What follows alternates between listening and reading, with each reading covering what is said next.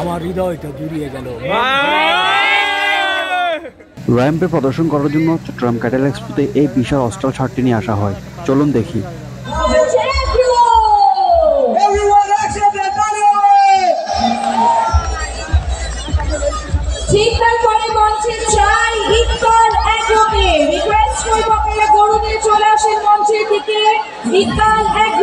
বিশাল একটা অস্ট্রাল, সে একা আসেনি, সে সাথে তার সবাই নিয়ে এসছে। দেখতেই পাচ্ছেন রাজ অ্যাগ্রো।